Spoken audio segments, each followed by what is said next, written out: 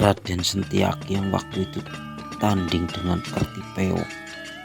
Raden Sentiaki terkena jimat Sworo-Woro sehingga hilang tersangkut di atas awan.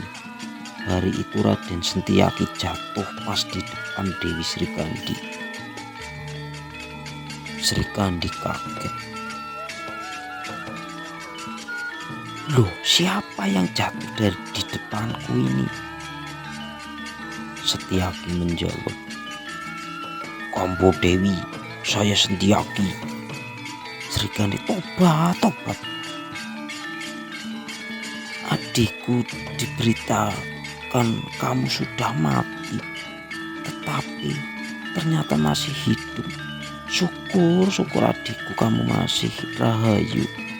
Diceritakan Dewi Srikandi meminta tolong Raden Setiaki mencarikan baju dengan baju Setiaki disobek separuh dikasihkan ke Dewi Srikandi.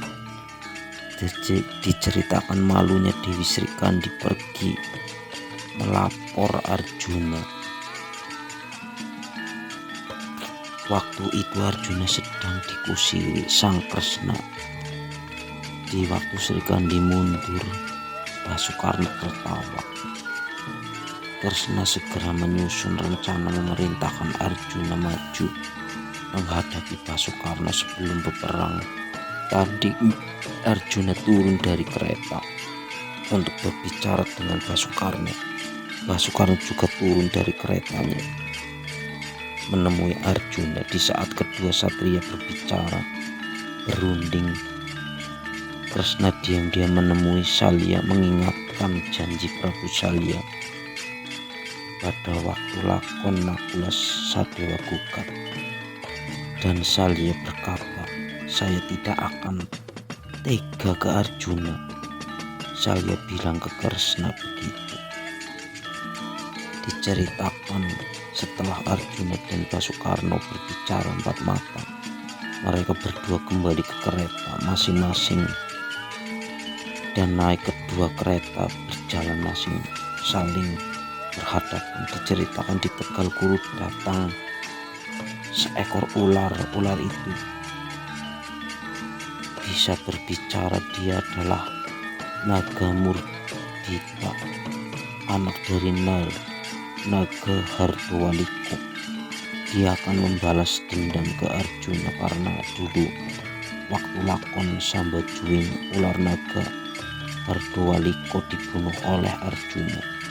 Basukarno langsung mengancam sang naga supaya jangan ikut campur. Naga Murdita segera minggir. Basukarno melanjutkan jalannya dengan kereta dan Basukarno siap memanah mengarah kepala Arjuna. Tetapi dengan khawatirnya Prabu Salya karena digerakkan diolengkan ke sebelah dan kuda dihentikan sehingga panah Basukarno yang mengarah ke Arjuna menjadi terpeleset. Marah sang Basukarno memarahi bapak mertuanya sehingga Prabu Salya pergi tidak mengusiri kereta Basukarno.